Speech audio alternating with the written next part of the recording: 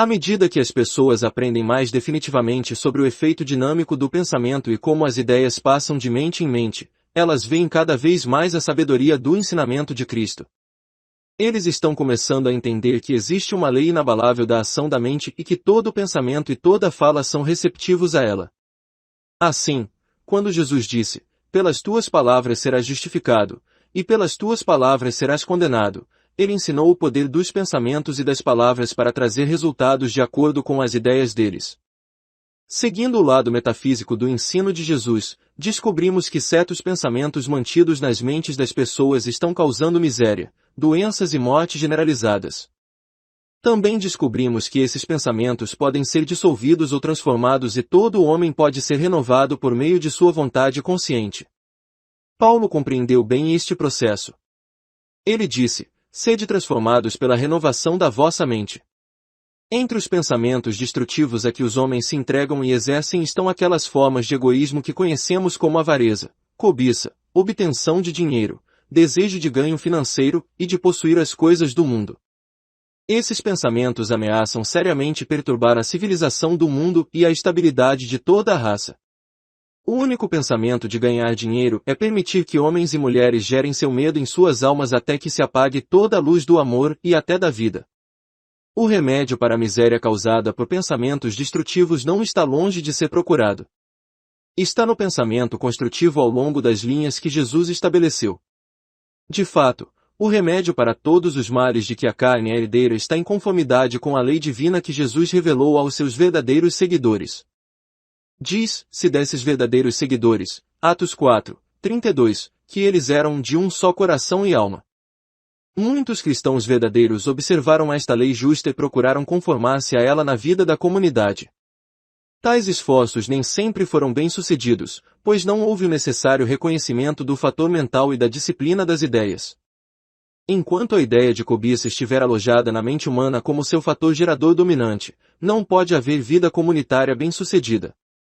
Essa ideia deve ser eliminada primeiro do plano mental. O próximo passo, a prática externa, será então seguro e bem-sucedido. Por toda parte os verdadeiros metafísicos estão se preparando para serem membros da grande colônia que Jesus vai estabelecer, trabalhando para eliminar de suas mentes todas as ideias egoístas, juntamente com todas as outras vibrações discordantes que produzem desarmonia entre membros de um mesmo grupo. Um passo nessa direção é a introdução gradual do plano de oferta voluntária, para substituir o padrão comercial mundial de recompensa por serviços. Estamos nos esforçando para educar as pessoas sobre esta questão de dar e receber e deixar sua própria experiência provar a eles que existe uma lei divina de equilíbrio em questões financeiras que corresponde à lei de equilíbrio, e é o equilíbrio que mantém os sóis e os planetas no lugar. Para ter sucesso nesse grande esforço, devemos ter a cooperação amorosa de todos a quem ministramos. A lei é baseada no amor e na justiça, e se ajusta equitativamente e harmoniosamente todos os assuntos dos homens. Vai ainda mais longe, pois restaura a harmonia e o equilíbrio tanto na mente quanto no corpo, resultando em felicidade e saúde, além de prosperidade. Amor e justiça são poderes poderosos, e todas as coisas devem eventualmente cair sob sua influência, porque mesmo alguns homens e mulheres de motivação correta podem, pelo pensamento correto e consequente ação justa, introduzir essas ideias na consciência da raça e preparar o caminho para sua adoção universal. O movimento já começou e está avançando rapidamente. Cada estudante leitor é convidado a dar-lhe um impulso, resolvendo ser altruísta e justo sem compulsão. A consciência da raça é formada pelas correntes de pensamento e pelas crenças dominantes de todas as pessoas. Alguns homens e mulheres superam essas correntes de pensamento e se tornam pensadores independentes. A ideia dominante da raça de ganhar dinheiro como meta do sucesso está agora sendo substituída pela ideia de utilidade e boas obras. Esta ideia deve ser levada a cabo por indivíduos que resolveram pensar e agir à maneira de Jesus Cristo. Para ser um desses indivíduos e contribuir para a mudança na consciência da raça, primeiro dedique-se em espírito ao ministério de Jesus e resolva levar adiante a grande obra que ele o comissionou a fazer. Isso não significa que você deva pregar como Paulo ou necessariamente realizar qualquer trabalho extenso no exterior. No silêncio de sua câmara interior, você pode realizar uma poderosa obra de poder negando diariamente as crenças na avareza e cobiça e afirmando o domínio universal do amor e da justiça divinos. Você pode fazer da ideia de equidade e justiça exata entre os homens o tema central de todo o seu dizer e fazer. Quando você vir exemplos de ganância e avareza, ou quando pensamentos sobre isso procurarem um lugar em sua mente, lembre-se das palavras do Mestre: o que é isso para você? Siga-me. Nunca, nem por um momento, permita-se acalentar qualquer esquema para obter o melhor de seus companheiros em qualquer comércio ou barganha. Agarre-se firmemente à lei da equidade e da justiça que está trabalhando em você e através de você, sabendo com certeza que você está suprido com tudo o que é necessário para cumprir todas as suas necessidades. Dê valor total para tudo o que você recebe. Exija o mesmo para tudo o que você dá, mas não tente impor essa exigência por métodos humanos. Há uma maneira melhor. Pense em si mesmo como o Espírito trabalhando com forças espirituais poderosas e saiba que as exigências do Espírito devem e serão atendidas. Não planeje acumular para o futuro, deixe o futuro cuidar de si mesmo. Alimentar quaisquer medos ou dúvidas sobre esse ponto esgota sua força e esgota seu poder espiritual. Apegue-se firmemente ao pensamento da onipresença do suprimento universal, seu equilíbrio perfeito e sua ação rápida em preencher cada vácuo aparente ou lugar de falta. Se você tem o hábito de acumular ou praticar uma economia rigorosa, mude suas correntes de pensamento para a generosidade. Pratique dar, mesmo que seja de forma pequena. Dê com espírito de amor e dê quando não puder ver nenhuma possibilidade de retorno. Coloque real substância em seu presente, dando a substância do coração com o símbolo de dinheiro ou o que quer que seja. Através do poder de sua palavra você pode abençoar e multiplicar espiritualmente tudo o que você dá. Veja-se como mordomo de Deus distribuindo seus suprimentos inesgotáveis. Desta forma, você está colocando em ação forças mentais e espirituais que eventualmente trazem grandes resultados à visibilidade. Seja feliz em sua doação. Deus ama um doador alegre porque sua mente e coração estão abertos ao fluxo da pura substância do ser que equilibra todas as coisas. Não dê com nenhuma ideia de que está fazendo caridade. A ideia de caridade infesta a consciência da raça há milhares de anos e é responsável pelo grande exército de dependentes humanos. Faça tudo o que puder para anular esse erro mental. Não existe caridade como popularmente entendida. Tudo pertence a Deus e todos os seus filhos têm igual direito a isso. O fato de ter um excedente e dar parte dele a outro não faz de um benfeitor e o outro um dependente. Aquele com o excedente é simplesmente um mordomo de Deus e está meramente cumprindo o trabalho de sua mordomia. Quando se pede sabedoria divina e compreensão sobre doar, torna-se uma alegria tanto para o doador quanto para o destinatário. Os seguidores de Jesus que estão fazendo sua obra de ensino e cura devem, como ele, receber ofertas voluntárias para seu ministério ao povo. A maioria daqueles que se candidatam a professores e curandeiros reconhece esta lei de dar e receber, mas há um grande número que não a entende. Primeiro, há aqueles que estão presos à ideia de avareza, e, em segundo lugar, há aqueles que ainda estão presos à ideia de caridade. Ambas as classes precisam de educação e tratamento para libertá-los da limitação mental e da doença mental. Os avarentos sofrem mais no corpo e são os mais difíceis de curar, por causa do preconceito mental que os leva a conseguir tudo o mais barato possível, inclusive o reino dos céus. Eles devem ser educados pacientemente para serem justos porque é certo, e aprenderem a deixar ir o espírito aquisitivo e substituí-lo pelo espírito de generosidade. Eles farão isso prontamente como um exercício mental, mas não estão tão dispostos a abandonar o símbolo do dinheiro. No entanto, tratamentos contínuos no silêncio, complementados com instruções orais e escritas, acabarão por prevalecer e curá-los. Há muitos exemplos que poderiam ser dados para provar o funcionamento da lei.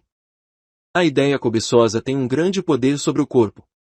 De pouco adiantaria tratar a manifestação externa antes de remover primeiro a causa interna da mente. A salvação de tais pessoas é aprender a dar generosa e livremente, não por compulsão ou por recompensa, mas por amor à doação. Alguns metafísicos pensam em curar seus pacientes do domínio dos pensamentos avarentos, cobrando-lhes um bom preço redondo por seus tratamentos. Da mesma forma, o médico que mais cobra tem a certeza de curar seus pacientes, e qualquer serviço pelo qual seja cobrado um preço exorbitante é o melhor. Certamente esta seria uma ideia tola. A cura metafísica tornou-se tão popular que centenas entraram nela como um negócio e estão fazendo dela uma indústria fundada na velha ideia comercial, tão fria e calculista, tão dura e inflexível quanto a ideia nas fileiras do dinheiro. Certamente existe um caminho mais excelente, um mais em harmonia com a lei divina, um caminho que permite que o coração, assim como a cabeça e as mãos, sejam usados na graça de dar e receber. Aqueles que estão usando o método de oferta voluntária encontram algumas críticas e oposição daqueles que defendem o método comercial e dizem que cobrar uma quantia certa é o caminho legítimo. Eles acusam a Unity de promover a caridade e a pobreza e manter vivo o espírito de conseguir algo à toa que é manifestado por tantas pessoas. Nossa resposta é que estamos seguindo o único caminho que poderia efetivamente erradicar esses estados errôneos de consciência e levar as pessoas a uma compreensão da lei espiritual da prosperidade por meio do amor. Cada um deve dar como recebe, de fato, é somente dando o que ele pode receber. Até que o coração seja acelerado no centro e a mente esteja aberta para a verdade, não há cura permanente. Todo mundo pode fazer um retorno justo por tudo o que recebe. Nosso objetivo é mostrar aos pobres sem dinheiro que eles podem dar algo em troca do bem que lhes foi feito. Pode ser para passar a palavra verdadeira a algum outro necessitado, ou simplesmente para levantar a voz em agradecimento e louvor onde antes eles eram mudos. Reconhecemos a necessidade de alguma ação da mente aprisionada. Deve ser feito para deixar ir a algum lugar antes que possa receber a luz e o poder do Espírito. Nosso trabalho é levar homens e mulheres ao lugar de domínio verdadeiro e duradouro, onde são superiores tanto à riqueza quanto à pobreza. Podemos fazer isso mostrando-lhes que são seres espirituais, que vivem em um mundo espiritual aqui e agora, e que através da apreensão da verdade de seu ser e de sua relação com Deus, este domínio deve ser realizado. O fato central e mais vital que eles devem perceber é que uma ideia tem o poder de construir estruturas de pensamento, que por sua vez se materializam no ambiente e nos assuntos externos e determinam cada detalhe de sua existência. Todo homem é um rei governando seus próprios súditos. Esses assuntos são as ideias existentes em sua mente, os sujeitos de seu pensamento. As ideias de cada homem são tão variadas e mostram tanto os traços de caráter quanto os habitantes de qualquer império. Mas todos eles podem ser trazidos à sujeição e obrigados a obedecer através do poder do Eu Sou que é o governante do reino. Em seu domínio mental pode haver colônias de ideias estranhas, os filisteus, cananeus e outras tribos estrangeiras, que os filhos de Israel encontraram em sua terra prometida quando tentaram tomar posse dela. A história dos filhos de Israel e como eles ganharam a posse daquela terra é uma representação simbólica da experiência de todos que buscam recuperar sua própria consciência em nome do Senhor. O significado em hebraico do nome cananeu é comerciante, ou seja, um conjunto de ideias que tem a ver com a fase comercial da vida. Estude os filhos de Israel, ideias espirituais, em suas experiências com esses cananeus e você obterá muitas dicas valiosas sobre como dominar e lidar com suas próprias ideias para ganhar dinheiro. Você pode permitir que a avareza se desenvolva em seu domínio mental até que o próprio sangue em seu corpo comece a secar e seus nervos sejam abalados e paralisados pelo medo da pobreza futura. Se assim for, é hora de essas ideias serem expulsas e um novo conjunto de ideias estabelecido em seu domínio para se tornar ativo na construção de um novo estado de consciência. Comece imediatamente a abandonar seus pensamentos de ganho que o consomem. Pense na generosidade e comece a ser generoso por si mesmo. É mais abençoado dar do que receber, provará ser a lei, pois você será abençoado por um novo influxo de ideias de vida, saúde e prosperidade quando começar a dar. Em vez de ser ganancioso e avarento, talvez você tenha ido para o outro extremo e cultivado ideias de pequenas coisas financeiramente. Você pode ter fomentado a pobreza por ter ideias de centavos em vez de dólares ou de centenas em vez de milhares. Você pode estar pensando que não pode dar porque sua renda é pequena ou sua oferta é limitada. Seu remédio é cultivar ideias de abundância. Reivindique Deus como seu recurso inesgotável, que todas as coisas são suas. Mas, para colocarem movimento a energia acumulada de seu pensamento, você também deve começar a dar.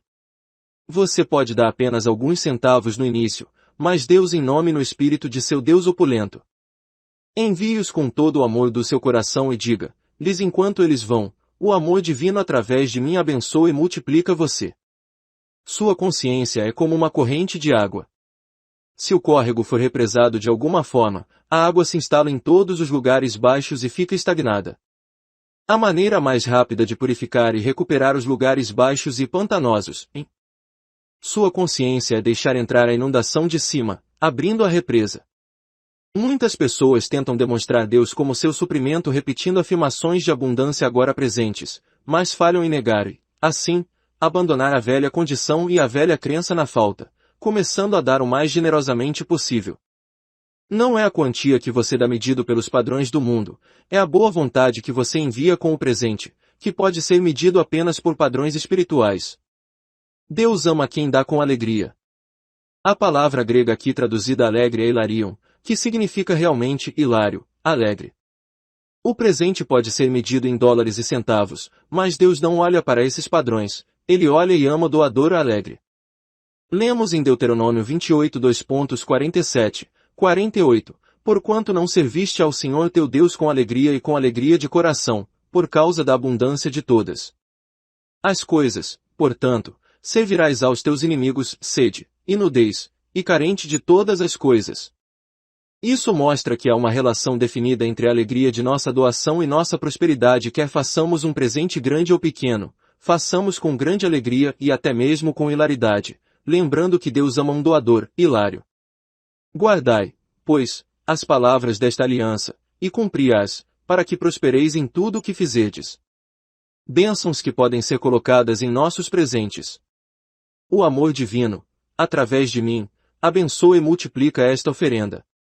O Pai dá abundantemente, eu recebo com gratidão, e dou novamente generosamente. Esta é a generosidade de Deus, e eu a envio com sabedoria e alegria. O amor divino abundantemente supre e aumenta esta oferta. Eu dou livremente sem medo, cumprindo a lei de dar e receber. Lição 11. Armazenando tesouros. Depois que a multidão foi alimentada pelo aumento dos pães e peixes, Jesus ordenou que eles recolhessem os pedaços para que nada se perdesse. E todos comeram e se fartaram, e do que sobrou dos pedaços, recolheram 12 cestos cheios. Qualquer forma de desperdício é uma violação da lei divina da conservação. Em todos os lugares da natureza há evidências de substâncias energéticas armazenadas, prontas para uso quando necessário. Essa fossa de reserva não é material, mas espiritual. Ele está pronto para ser chamado à expressão para atender a qualquer necessidade. Mas quando não é colocado em uso ou posto em expressão, há uma manifestação de desarmonia ou falta no corpo do homem ou em seu suprimento externo. É em sua concepção errônea dessa fossa espiritual que o homem comete o erro de cair no hábito de acumular em vez de conservar. Ele tenta juntar as coisas no exterior em um esforço vão para evitar uma escassez imaginária no futuro e se considera rico pela quantidade de seus bens materiais. As pessoas espiritualmente despertas estão descobrindo que todas as riquezas são espirituais e estão ao alcance de todos como ideias divinas. Eles estudam a lei da conservação no que se refere ao espiritual e procuram construir uma grande consciência de reserva de substância, vida, força e poder, em vez de acumular tesouros materiais que a traça e a ferrugem consomem, e os ladrões arrombam e roubar. Homens e mulheres espalham suas energias aos quatro ventos no esforço de satisfazer os desejos da carne, e então se perguntam por que não demonstram prosperidade. Se eles apenas percebessem a verdade de que essa mesma força de pensamento pode ser conservada e controlada para se expressar em canais construtivos, eles logo seriam prósperos. O espírito deve ter substância para trabalhar e deve haver substância nas ideias de sua mente. Se sua substância está indo aqui, ali e em todos os lugares, sendo gasta em pensamentos desenfreados, como pode acumular até o ponto de demonstração? Tal desperdício de substância é uma violação da lei da conservação, uma lei que todos deveriam conhecer. Quando você supera seu desejo de dissipação, não apenas os atos manifestos, mas o desejo interior, então você começará a acumular substância que deve se manifestar como prosperidade de acordo com a lei. Um dos princípios fundamentais no estudo do cristianismo é que o grande objetivo de Deus é fazer um homem perfeito. O homem é o ápice da criação, feito à imagem e semelhança de Deus, e dotado de plena autoridade e domínio sobre seus pensamentos elementares.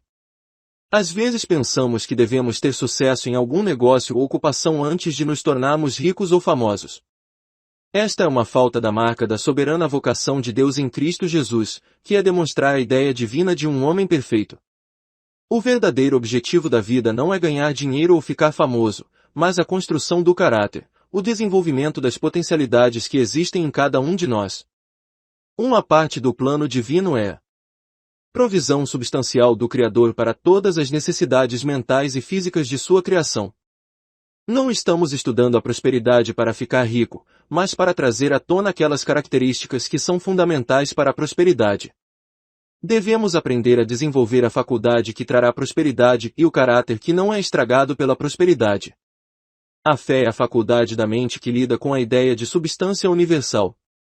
A fé é a substância das coisas que se esperam. Tudo em Deus é ideal, sem forma ou formato, mas com todas as possibilidades. Ele é onipresente em nossa mente e em nosso corpo. É em nosso corpo que trazemos Deus à manifestação visível. A fé é a faculdade que faz isso. Ela se apodera da ideia de substância e a torna visível.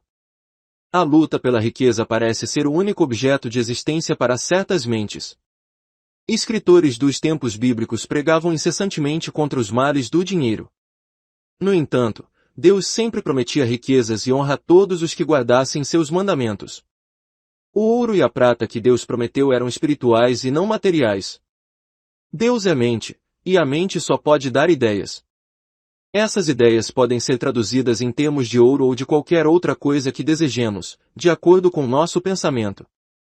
Os únicos tesouros que valem a pena salvar são aqueles que guardamos nos céus da mente. O único ouro que pode ser confiável para trazer felicidade é o ouro do Espírito. Jesus diz: aconselho-te que de mim compres ouro refinado no fogo, que podes tornar-te rico, e vestes brancas, para te vestires, para que não se manifeste a vergonha da tua nudez. Paulo nos diz que o amor ao dinheiro é a raiz de todos os males. Isso significa, é claro, que, ao amar o dinheiro, o homem o limitou de alguma forma. Ele não amou a verdadeira fonte do dinheiro, mas amou a coisa em vez do espírito que ela expressa. Ele infringiu a lei ao tentar apreender a coisa e não reconhecer a ideia que está por trás dela. Devemos conhecer esta lei, observá-la no manuseio do dinheiro, e fazer do amor o imã da oferta, em vez de nos enredarmos naquele egoísmo e ganância que está causando tanta desarmonia e sofrimento no mundo de hoje. Devemos saber que existe uma substância monetária universal e que ela pertence a todos nós em toda a sua plenitude. Na parábola do semeador, Jesus usa uma frase impressionante. Parte da boa semente foi sufocada pelos espinhos e os espinhos representam o engano das riquezas. O dinheiro é realmente uma fraude. Promete facilidade e traz cuidados, promete prazeres e paga com dor, promete influência e devolve inveja e ciúme, promete felicidade e dá tristeza, promete permanência e depois voa para longe. Metafisicamente, é melhor ou pelo menos mais seguro ser pobre do que ser rico. Jesus ensinou isso na parábola do rico e Lázaro. O rico é retratado em tormento, clamando para que o pobre lhe dê de beber água. Mas se os ricos são miseráveis, os pobres que desejam muito ser ricos são igualmente miseráveis. Pobreza e riqueza são os dois polos de um imã cujo pivô é a crença de que a posse da matéria trará alegria ao possuidor. Essa crença é uma ilusão, e aqueles que são atraídos por essa crença e permitem que suas mentes sejam hipnotizadas pelo desejo de bens materiais devem ter pena, quer seu desejo seja realizado ou não. O verdadeiro possuidor de riqueza é aquele que sente que todas as coisas são suas para usar e desfrutar, mas não se sobrecarrega com a posse pessoal de nada. Diógenes era um homem muito feliz, embora vivesse em uma banheira. Sua filosofia sobreviveu à influência das pessoas ricas e poderosas que foram seus contemporâneos. Ele andava com uma lanterna ao meio-dia procurando um homem honesto, então eles parecem ter sido tão raros em seus dias como nos nossos. No entanto, o desejo generalizado de bens materiais indica que há algo de bom nisso. O homem natural é do solo, formado do pó da terra, e ama seu elemento nativo. O homem espiritual é do alto, originário dos céus da mente. Ele é dado o primeiro lugar e como Jacó suplanta o homem natural. Os homens não devem condenar a terra por causa disso, mas não devem amá-la com exclusão dos céus. Eles devem entender que a substância é o dia a partir do qual o Pai faz o corpo de seu povo. Vosso Pai Celestial sabe que necessitais de todas estas coisas. Mas buscai primeiro o seu reino e a sua justiça, e todas estas coisas vos serão acrescentadas. A lei divina afirma que a terra é do Senhor e toda a sua plenitude. Se esta verdade fosse completamente compreendida, os homens começariam imediatamente a tornar públicas todas as propriedades, disponíveis para uso e gozo de todas as pessoas.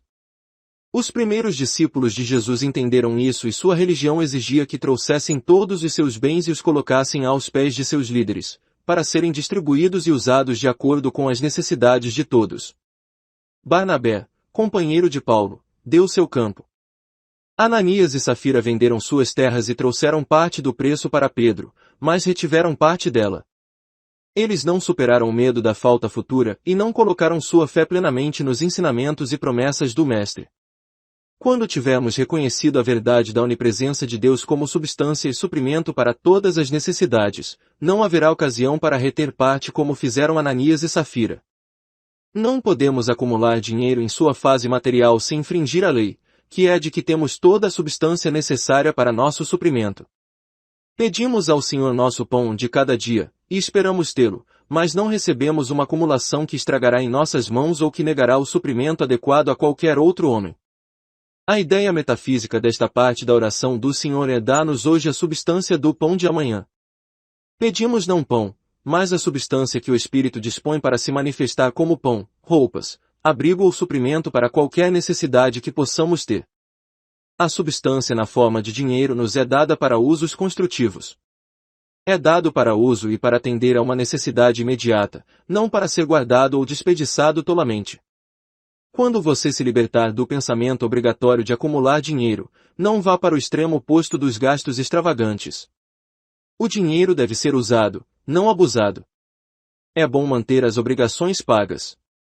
É bom ter algum dinheiro disponível para bons usos, como hospitalidade, educação, para o desenvolvimento de indústrias que contribuam para o bem de muitas pessoas, para a promoção de trabalho espiritual, para ajudar os outros a construir vidas úteis e construtivas, e para muitos outros propósitos e atividades. Mas em tal conservação de dinheiro deve-se ter sempre em mente a necessidade de um motivo construtivo por trás da ação. O dinheiro acumulado para um propósito definido e definitivamente construtivo é uma coisa bem diferente do dinheiro acumulado com o pensamento temeroso de um dia de chuva, ou uma estação prolongada de carência e sofrimento. O dinheiro economizado para dias de chuva é sempre usado para isso, pois o medo atrai aquilo que é temido infalivelmente. A coisa que eu temo vem sobre mim. O dinheiro economizado como um fundo de oportunidade traz um aumento do bem, mas o dinheiro acumulado pelo medo como motivo ou com qualquer pensamento mesquinho em mente não pode trazer nenhuma bênção. Aqueles que sustentam o pensamento de acumulação tão dominante no mundo de hoje estão convidando a problemas e até desastres, porque junto com esse pensamento vem uma forte afirmação do medo da perda de riquezas. Suas ações revelam medo, e a perda que eles temem certamente se manifestará mais cedo ou mais tarde. A ideia mundana de prosperidade baseia-se na ideia errada de oferta. Pode-se ter a ideia certa sobre a fonte das riquezas como espiritual e ainda assim ter a ideia errada sobre a constância do suprimento como uma substância espiritual sempre presente e fluindo livremente. Deus não veste os lírios num momento e depois os deixa à mercê da falta, Ele lhes dá o suprimento contínuo necessário ao seu crescimento. Podemos ter certeza de que Ele nos vestirá muito mais e nos manterá vestidos dia a dia de acordo com a nossa necessidade. Quando duvidamos disso, em vez disso, colocamos nossa dependência no dinheiro armazenado. Desligamos o fluxo do suprimento divino. Então, quando nossa pequena acumulação é gasta, roubada ou perdida, somos como o filho pródigo e começamos a passar necessidade. Jesus não possuía um pé de terra. No entanto, nunca lhe faltou nada necessário. Sem acumular tesouros na terra, ele era rico em sua consciência. Dos tesouros do céu dentro de si mesmo, tesouros prontos para serem manifestados no exterior sempre que ele precisasse deles. Sabemos perfeitamente que mais cedo ou mais tarde teremos que abrir mão de nossas posses terrenas. Isso traz o pensamento de morte e de deixar o mundo para trás. Então mostra o poder que esta crença racial na riqueza mundana tomou em sua mente. Os homens podem pensar em abrir mão de seus bens materiais apenas em conexão com a morte. Eles parecem preferir a morte a desistir de sua ideia de riqueza. Quando eles fazem tal escolha, eles decretam o que acontecerá para eles. É por isso que é difícil para um rico entrar no reino dos céus. Ele acumulou tesouros na terra e não o suficiente no céu. Ele não tornou possível que sua mente se apoderasse do polo positivo da riqueza, a verdadeira ideia de riqueza. Ele está se apegando ao lado negativo da ideia de riqueza, e esse lado está sempre mudando. As coisas materiais passam a menos que estejam firmemente conectadas com a fonte imutável e positiva. As verdadeiras riquezas e a verdadeira prosperidade estão no entendimento de que existe uma substância onipresente da qual todas as coisas vêm e que pela ação de nossa mente podemos nos unificar com essa substância para que as manifestações que dela venham estejam de acordo com nossos desejos e necessidades. Em vez de perceber a natureza inesgotável, eterna e onipresente dessa substância, nós a limitamos em nosso pensamento. Pensamos que há muito disso e que é melhor nos apressarmos para obter nossa parte. Pensamos que devemos ter cuidado com a forma como gastamos e guardar um pouco para um momento em que não haverá mais. Construindo essa consciência de oferta limitada, concluímos que é preciso ser econômico e cada vez mais poupador. Começamos a apertar em nossa mente, e então nosso dinheiro fica apertado, pois como pensamos em nossa mente, assim nos manifestamos em nossos negócios. Essa atitude aperta o canal através do qual nossa substância se manifesta e diminui o fluxo uniforme de nosso suprimento. Então vem a depressão, tempos difíceis, escassez, e nos perguntamos por quê, procurando alguma maneira de colocar a culpa no governo, ou na guerra, ou na indústria, ou mesmo no Senhor, mas nunca por acaso colocamos a culpa onde pertence, em nós mesmos. A atitude de beliscar, da mente, é ainda pior do que levar as pessoas à necessidade.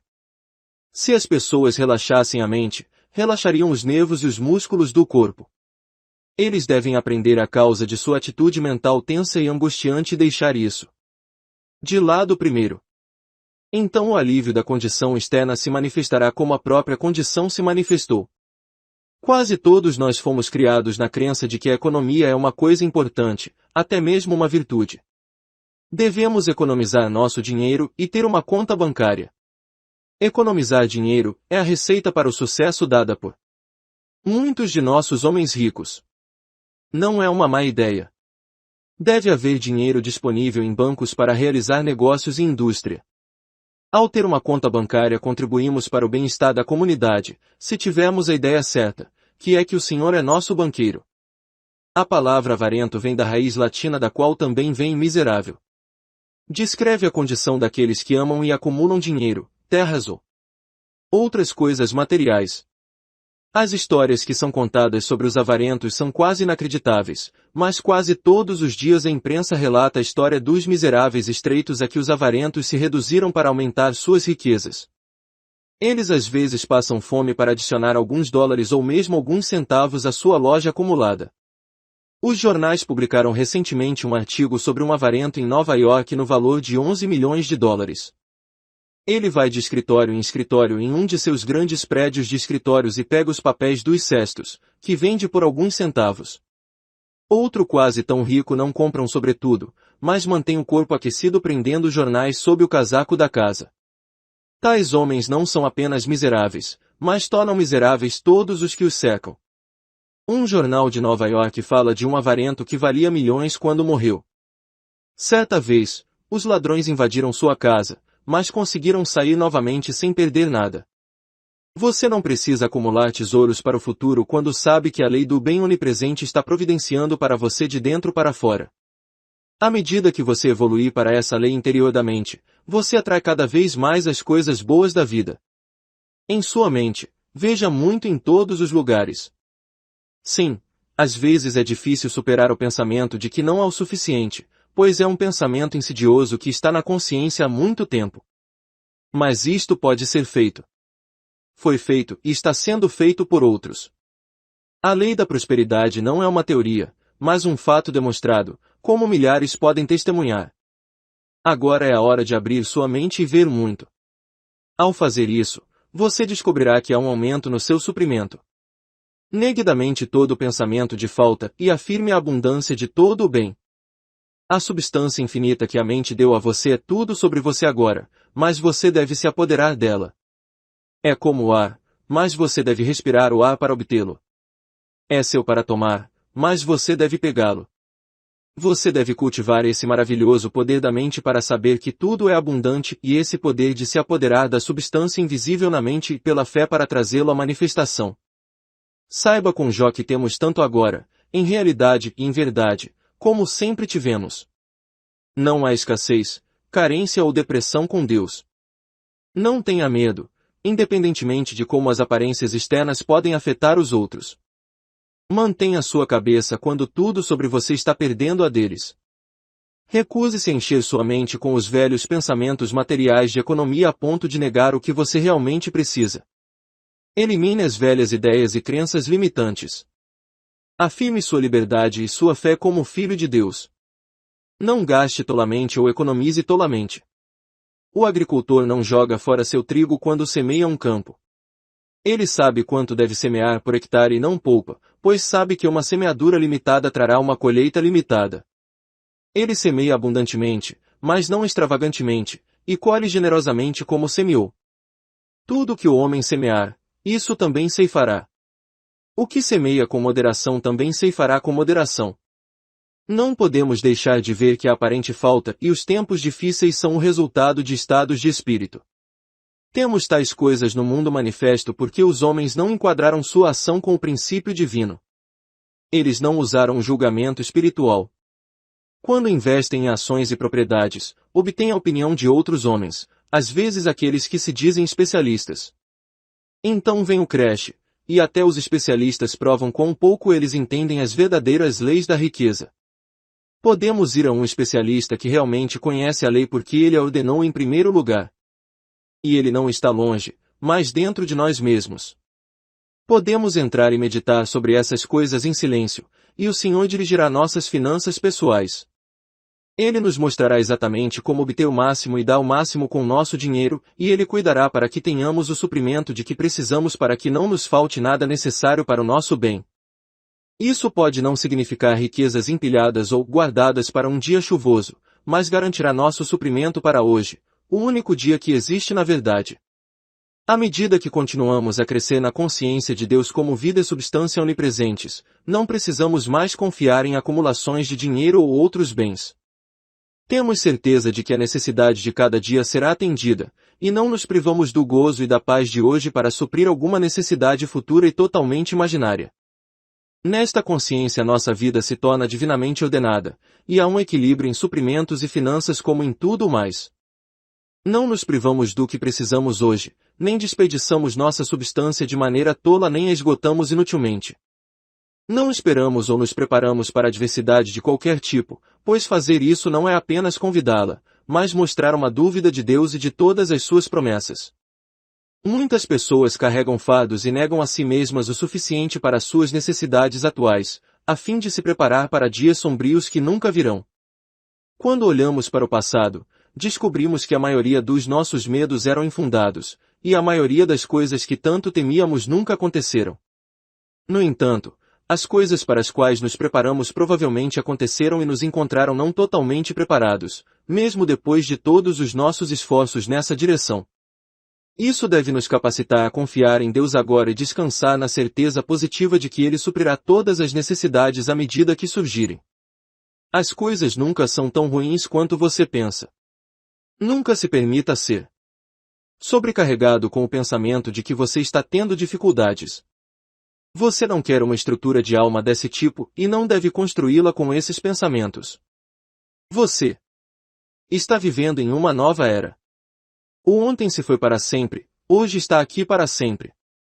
Algo maior para o homem está se revelando agora. Coloque-se em sintonia com o progresso do pensamento na nova era e vá em frente. Lição 12. Superando o pensamento de falta.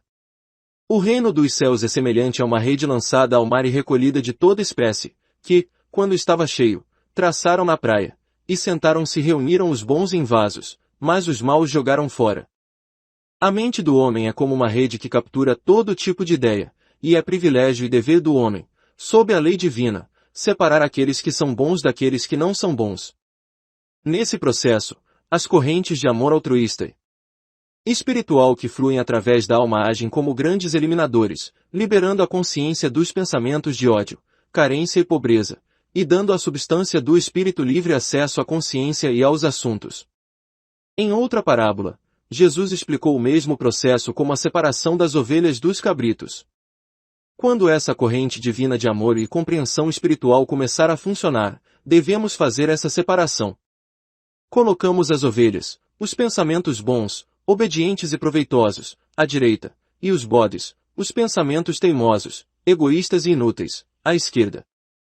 Cada um deve lidar com seus próprios pensamentos e superá-los, alinhando-os com a harmonia e a ordem do pensamento divino.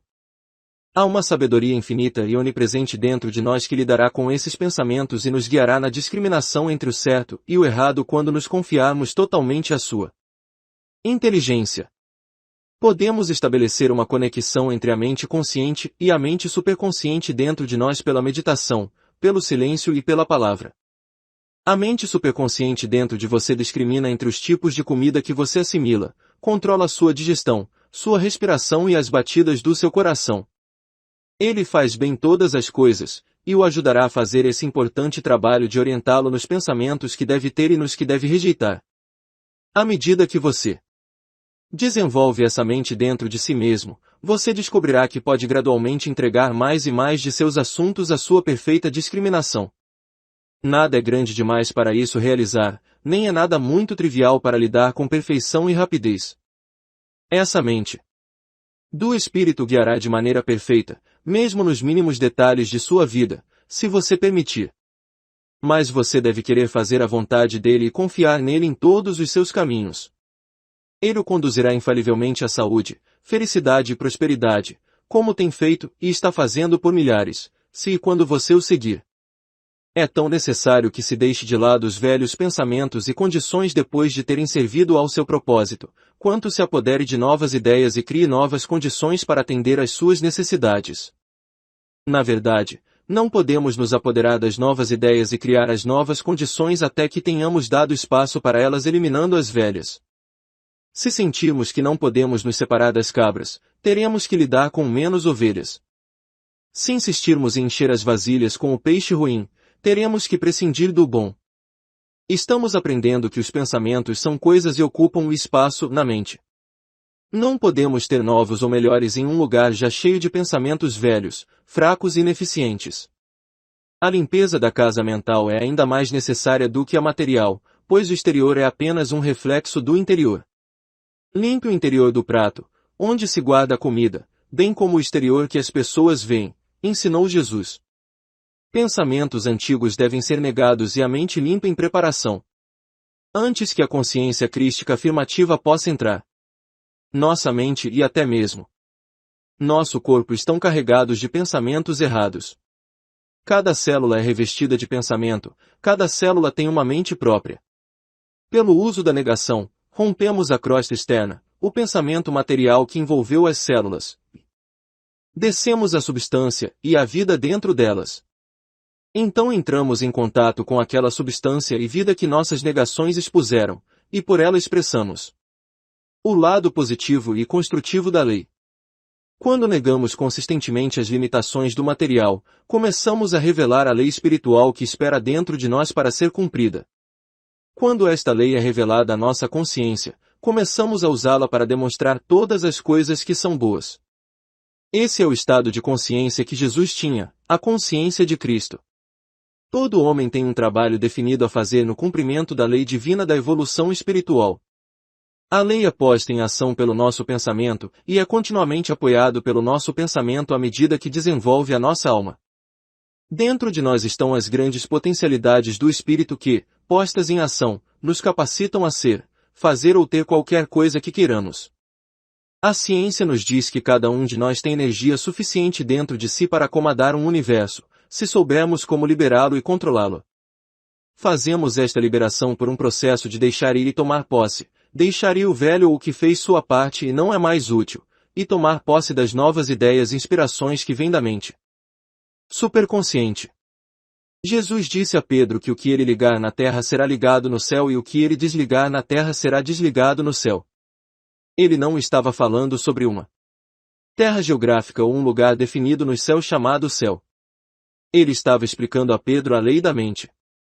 A mente consciente é apenas o polo negativo de um reino de pensamento muito positivo. Esse reino de pensamento positivo, Jesus chamou de o reino dos céus. Não é um lugar, mas é a atividade livre da mente superconsciente do homem.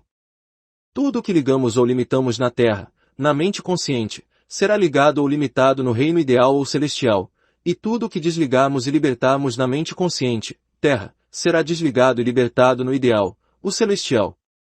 Em outras palavras, tudo o que você afirma ou nega em sua mente consciente determina o caráter das atividades da supramente. Todo o poder é dado a você tanto no céu como na terra através do seu pensamento. Devemos escolher cuidadosamente quais pensamentos vamos soltar na mente e quais pensamentos vamos prender, pois eles se manifestarão em nossos assuntos. Como ele o homem pensa em si mesmo, assim ele é, e tudo o que o homem semeara na mente, isso também ceifará na manifestação. Devemos soltar todos os pensamentos de carência e insuficiência na mente e deixá-los ir, assim como Jesus ordenou que fosse feito com os embrulhos que seguravam Lázaro, solte-o e deixe-o ir. Abandone todos os pensamentos de carência e tome posse dos pensamentos de abundância. Veja a abundância de todas as coisas boas, preparadas para você e para todos nós desde a fundação do mundo. Vivemos em um mar de substância inesgotável, pronto para se manifestar quando moldado pelo nosso pensamento. Algumas pessoas são como peixes no mar, dizendo, onde está a água? Na presença de abundância espiritual eles clamam, onde vou conseguir o dinheiro? Como vou pagar minhas contas? Teremos comida ou roupas ou as necessidades? A abundância está aqui, por toda parte, e quando você abrir os olhos do Espírito em si mesmo, você verá e se alegrará. Moldamos a substância onipresente com nossa mente e fazemos dela todas as coisas que nossa mente concebe. Se concebermos a carência e a pobreza, moldamos isso. Se visualizarmos com um olho generoso, moldamos muito da substância sempre presente. Talvez não haja passo no desenvolvimento espiritual mais importante do que este que estamos dando aqui. Devemos aprender a deixar ir, desistir, abrir espaço para as coisas pelas quais oramos e desejamos. Isso se chama renúncia ou eliminação. Sacrifício pode até parecer para algumas pessoas. É simplesmente desistir e jogar fora os velhos pensamentos que nos colocaram onde estamos, e colocar em seu lugar novas ideias que prometem melhorar nossa condição. Se as novas ideias falham em cumprir essa promessa, nós as jogamos fora por sua vez para outras, confiantes de que eventualmente encontraremos as ideias certas que trarão o que desejamos. Sempre queremos algo melhor do que temos. É a ânsia de progresso, de desenvolvimento e crescimento. À medida que as crianças superam suas roupas, superamos nossos ideais e ambições, ampliando nosso horizonte de vida à medida que avançamos. Deve haver uma eliminação constante do velho para acompanhar esse crescimento. Quando nos apegamos aos velhos ideais, impedimos nosso avanço ou paramos completamente. Os metafísicos falam desse trabalho eliminativo como negação. A negação geralmente vem em primeiro lugar. Ele varre os escombros e abre espaço para o novo inquilino que é trazido à mente pela afirmação. Não seria sábio eliminar os velhos pensamentos a menos que você soubesse que existem outros mais elevados e melhores para substituí-los. Mas não precisamos temer isso, porque conhecemos a verdade divina de que Deus é a fonte de todo o bem e que todas as coisas boas podem ser nossas por meio do amor e da graça de Jesus Cristo. Nenhum de nós alcançou aquele lugar supremo na consciência onde ele abandona totalmente o homem material e vive no espírito, como Jesus fez, mas temos um conceito de tal vida e seu exemplo mostrando que ela pode ser alcançada. Nós o alcançaremos quando escaparmos do mortal. Isso não significa que devemos morrer para nos livrar da mortalidade, pois a mortalidade é apenas um estado de consciência. Morremos diariamente e renascemos pelo processo de eliminar o pensamento de que somos materiais e substituí-lo pela verdade de que somos espirituais. Uma das grandes descobertas da ciência moderna é que cada átomo neste chamado universo material tem em seu interior elementos de vida superabundantes. Deus é vida e espírito, e Ele está em cada átomo. Nós liberamos essa qualidade de vida espiritual negando a crosta de materialidade que envolve as células e afirmando que elas são espírito e vida. Este é o novo nascimento, que ocorre primeiro como uma concepção na mente, seguida por um desdobramento no corpo e nos negócios. Todos nós queremos melhores condições financeiras. Aqui está a maneira de obtê-los: negue os velhos pensamentos de falta de dinheiro e afirme o novo pensamento de abundância espiritual manifestado em todos os lugares. Cada lição das Escrituras ilustra alguma fase da ação mental e pode ser aplicada à vida de cada indivíduo de acordo com a necessidade que é mais premente no momento de sua percepção. Se você não procurar a lição mental ao ler as Escrituras, obterá apenas a mera casca externa da verdade. Se, no entanto, você tiver a compreensão adequada dos personagens da narrativa, sabendo que eles representam ideias em sua própria mente, poderá acompanhá-los em seus vários movimentos e encontrar o caminho para resolver todos os problemas de sua vida. Isso não significa que um estudo das Escrituras escritas resolverá seus problemas, a menos que você chegue à apreensão das Escrituras reais, a Bíblia das Eras, o livro da vida dentro de sua própria consciência. Mas um estudo dos símbolos externos como dados nas Escrituras escritas pode e deve levá-lo à compreensão da verdade do ser. Em cada pessoa encontramos as ideias conflitantes representadas pelos filhos de Israel e pelos filisteus. Eles são colocados uns contra os outros em um conflito que dura noite e dia. Chamamos esses pensamentos conflitantes de verdade e erro. Quando somos despertados espiritualmente, ficamos do lado da verdade, sabendo que os pensamentos da verdade são os escolhidos do Senhor, os filhos de Israel. Mas os pensamentos de erro às vezes parecem tão reais e tão formidáveis que estremecemos e nos encolhemos de medo na presença deles. Sabemos que a verdade eventualmente prevalecerá, mas adiamos a vitória em algum lugar no futuro e dizemos que o erro é tão grande e forte que não podemos lidar com ele agora. Vamos esperar até reunirmos mais forças. Então precisamos ficar parados e afirmar a salvação do Senhor. As ideias não têm todas a mesma importância. Alguns são grandes e fortes. Alguns são pequenos e fracos. Existem ideias agressivas, dominantes, que desfilam e se gabam de seu poder, e com ameaças de desastre nos mantêm amedrontados em submissão ao seu reinado perverso. Essas ideias dominantes de erro têm um argumento que sempre usam para nos impressionar: o medo dos resultados se ousarmos sair e enfrentá-los em oposição aberta. Esse medo de ideias opostas, mesmo quando sabemos que eles estão errados, parece estar entrelaçado em nosso próprio tecido mental. Esse medo é simbolizado pela lança de Golias que, como a história relata, era como o raio de um tecelão. Qual é o pensamento mais terrível na mente dos homens hoje? Não é o poder do dinheiro. Não é Mamon o maior filisteu, o Golias em sua consciência. É o mesmo se você está do lado dos filisteus e é bem-sucedido em suas finanças do ponto de vista material, ou se você está com os israelitas e treme em sua pobreza. A aparição diária desse gigante Golias, o poder do dinheiro, é algo muito temido. Nem os filisteus nem os israelitas estão na posse da terra prometida, nenhum lado em paz ou feliz em qualquer segurança, enquanto este gigante dominador desfilar sua força e gritar suas jactâncias. Essa ideia de erro afirma que ele é mais forte que o Senhor de Israel. Ele deve ser morto antes que todos os outros pensamentos de erro sejam expulsos de sua consciência e você possa entrar na consciência da abundância. A terra prometida de leite e mel. O mundo inteiro hoje estremece diante dessa ideia gigantesca de erro, a crença de que o dinheiro é o poder dominante. As nações do mundo estão sob este domínio porque os homens pensam que dinheiro é poder. Os ricos e os pobres são escravos da ideia. Reis e grandes homens da terra se curvam e se encolhem diante dos reis do dinheiro. Isso ocorre porque o homem deu esse poder ao dinheiro por seu pensamento errôneo. Ele fez o bezerro de ouro, e agora ele cai diante dele em adoração. Em vez de torná-lo seu servo, ele o chamou de mestre e se tornou seu escravo. O governo deste gigante louco foi desastroso, e o fim dele está se aproximando rapidamente. O primeiro passo para libertar sua mente desse bicho-papão gigante é ter uma percepção clara do seu direito como filho de Deus. Você sabe que não deve colocar outros deuses ou poderes diante do verdadeiro Deus. Você também sabe que não deve estar sob o domínio de nada nos céus em cima ou na terra abaixo, pois você recebeu o domínio sobre tudo. Você nunca encontrará um momento melhor para perceber a verdade de quem e o que você é e quais são seus direitos. Nunca houve momento mais propício para buscar um novo e melhor estado de consciência. Se você está com medo do gigante filisteu orgulhoso, como tantos ao seu redor estão, comece agora a procurar um caminho, como fez Davi, para dar sua carne às aves do céu. Há um caminho justo, que não pode falhar, e é seu dever de encontrá-lo. Siga cada passo do caminho que é simbolicamente e lindamente apresentado no capítulo 17 de Samuel.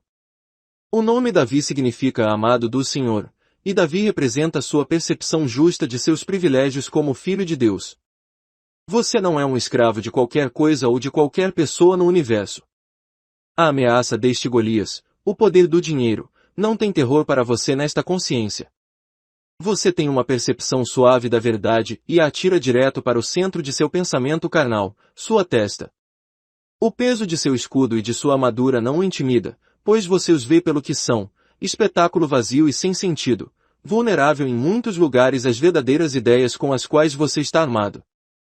Mesmo os mais fervorosos defensores do poder do dinheiro admitirão que ele é um tirano e que não o deixariam governar seu mundo se pudessem evitá-lo. Quase sempre destrói seus amigos no final. Qualquer homem que se torna escravo do dinheiro acaba sendo esmagado por ele. Do outro lado estão exércitos inteiros de justos, cristãos, que como o exército de Israel pensam que esse gigante não pode ser vencido. Eles estão esperando por reforços, algo maior e mais forte fisicamente, para vencer esse inimigo. Esquecem que a batalha é de Deus. Você se encolhe diante desse gigante quando ele sai diariamente para impressioná-lo com suas jactâncias e ameaças. Não precisa ser assim. Você não precisa continuar a temer. Há uma pequena ideia em sua mente que pode matá-lo. Você talvez não tenha considerado esta pequena ideia de muita importância. Talvez você o tenha guardado em uma montanha solitária de sua consciência espiritual, pastoreando as ovelhas, que são seus pensamentos inocentes. Agora deixe este Davi vir, esta percepção de seu lugar de direito na mente divina. Tenha uma ideia clara de onde você realmente pertence na criação e quais são seus privilégios. Você pensa por um momento que Deus ordenou que os homens não possam escapar da terrível servidão de condições difíceis? Claro que não. Isso seria injustiça, e Deus é acima de tudo justo. É seu privilégio sair a qualquer momento e aceitar o desafio deste fanfarrão.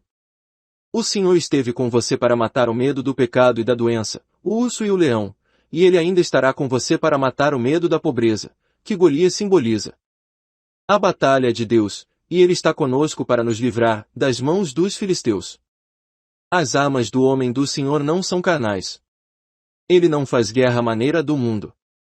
Ele não usa armadura de aço ou latão, a proteção do egoísmo e as armas da opressão. Ele sai na simplicidade da justiça, sabendo que sua inocência é sua defesa. Ele usa apenas sua funda de pastore. Pedras lisas, palavras de verdade. Esta é a vontade e as palavras da verdade que ela envia. Eles são desprezados pelos filisteus e muitas pessoas riem da ideia de usar palavras para superar as condições. Mas as palavras fazem seu trabalho, o trabalho para o qual são enviadas, e a grande massa de materialidade desce antes de seu objetivo certo. Sabemos que o dinheiro foi feito para o homem e não o homem para o dinheiro. Nenhum homem precisa ser escravo de seu irmão ou se encolher diante dele para obter dinheiro, que é o servo de todos. Não estamos presos à roda do trabalho, de labuta incessante dia após dia, para apaziguar o Deus de Mamon em seus próprios termos. Somos filhos do Deus vivo, que como um pai amoroso está bem aqui em nosso meio, onde podemos reivindicá-lo como nosso apoio e nosso recurso nas condições que ele amorosamente revela quando reconhecemos e negamos Mamon. Neste dia Deus entregou este orgulhoso filisteu em nossas mãos, e a vitória é nossa. Louve a Deus! As 5 pedras lisas escolhidas por David do Riacho representam 5 declarações irrefutáveis da verdade. Essas declarações enviadas por uma mente confiante em si mesma, em sua causa e em sua força espiritual esmagarão a testa de Golias, o gigante do erro. As afirmações são as seguintes. Eu sou o amado do Senhor. Ele está comigo em todas as minhas palavras justas, e eles cumprem aquilo para o qual eu os envio. Minha causa é justa, pois é meu direito divino ser suprido com todas as coisas que o Pai colocou à disposição de seus filhos. Dissolvo em minha própria mente e na mente de todos os outros qualquer pensamento que possa ser negado a mim. O que é meu vem a mim pela lei segura de Deus, e em minha clara percepção da verdade eu o acolho. Não tenho medo da pobreza e não tenho obrigações para com ninguém. Meu opulento Pai derramou para mim todos os recursos, e eu sou um poderoso canal de abundância. Eu egoisticamente não possuo nada, mas todas as coisas que existem são minhas para uso e em sabedoria divina para conceder a outros. Não se mantenha na pobreza pelo medo da falta e praticando uma economia de aperto. Se você acredita que tudo o que o Pai tem é seu, então certamente não há razão para economizar. Nada ampliará tanto sua mente e seu mundo quanto a percepção de que tudo é seu. Quando você perceber a imensidão de sua herança espiritual, nada faltará em todo o seu mundo. Veja com o olho generoso, pois aquele que tem um olho generoso será abençoado. Esta passagem declara uma lei exata, a lei do aumento. Líderes religiosos no passado espalharam a crença de que é um dever cristão ser pobre e que a pobreza é uma virtude. Esta não é de forma alguma a doutrina de Jesus. Ele aceitou plenamente a proposição, sem reservas ou ressalvas, de que Deus é nosso recurso e que o Pai providenciou todas as coisas para seus filhos. Ele é frequentemente descrito como sendo pobre, sem um lugar para reclinar a cabeça, mas ele tinha uma casa paterna em Nazaré e foi bem recebido nas casas dos ricos e dos pobres em toda a Palestina. Ele se vestia como um rabino, e suas roupas eram tão ricas e valiosas que os soldados romanos cobiçaram o manto sem costura que ele usava e lançaram sortes por ele. Ele encontrou abundância no reino de Deus, onde tudo o que é necessário se manifesta não por meio de trabalho árduo, mas pela realização da verdade. Jesus raramente precisava de dinheiro, porque ele voltou do dinheiro para a ideia que ela representa e lidou com o dinheiro no reino das ideias. Nosso governo está de volta com todos os nossos dólares de papel, senão eles não teriam valor. Deus está por trás de todo símbolo material, e é em Deus e não no símbolo que devemos colocar nossa fé. Ele está de volta ao nosso pedido de comida e roupas e tudo o que podemos precisar ou desejar. Jesus diz que tudo o que precisamos fazer é pedir com fé em seu nome, crendo que recebemos e teremos. E não devemos hesitar em pedir muito, pois Deus pode dar tanto facilmente quanto pode dar pouco.